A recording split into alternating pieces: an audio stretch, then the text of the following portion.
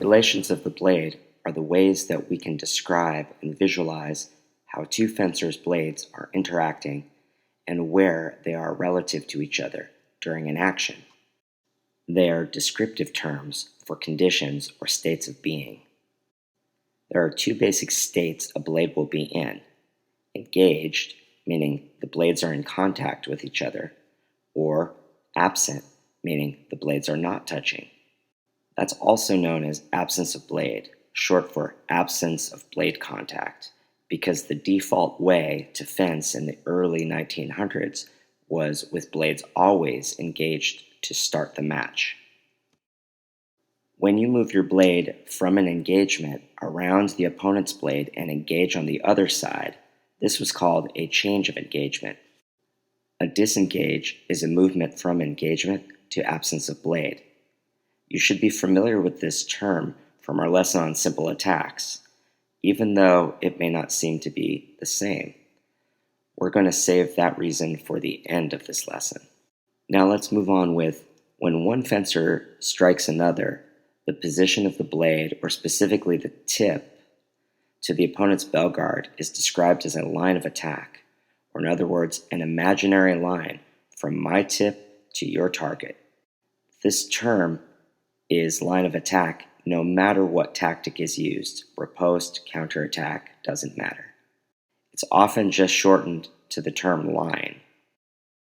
The lines are described as a combination of the terms high or low and inside or outside. High lines are when the tip passes over the bell guard, and low lines are when the tip passes under the bell guard. Inside and outside are a little bit trickier to describe because they're different depending upon which handed fencer you're talking about.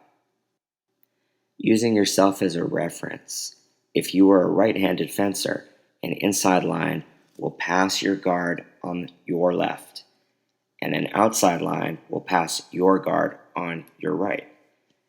If you are a left-handed fencer, it will be the opposite.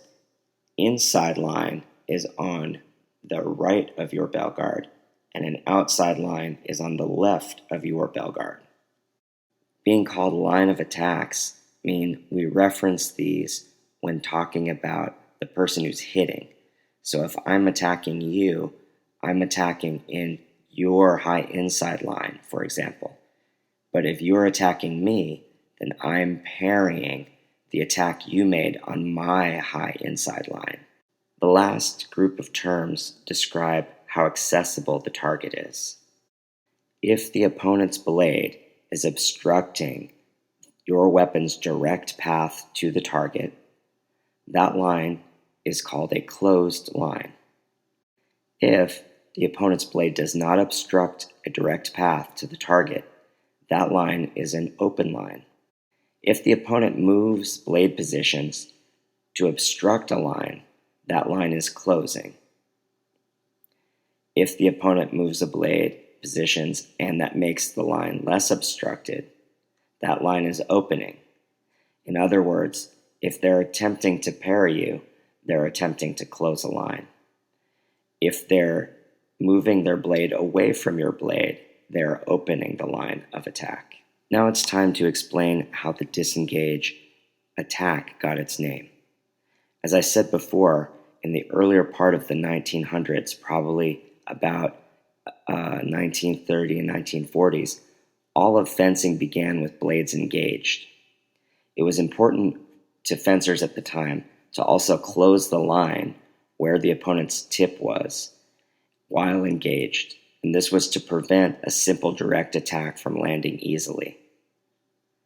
Because the starting position of the blade was usually in a closed line, it was necessary to make an indirect attack around the bell guard, and that was the most common type of attack. In other words, an attack by a disengage. When fencers began to use only absence of blade, that was sometime definitely after electric fencing came into being. In EFA, that was in the 1930s, but it probably wasn't widespread until later, like in the 50s or 60s. Once that happened, most of the time fencing absence of blade, there was really no word that described a movement around the bell guard from one side or another to make an attack. But that movement did resemble the original disengage, from engagement to change sides around the bell guard. So because of that, coaches and fencers probably just kept the name because it wasn't very accurate, but it did seem like it was the same thing.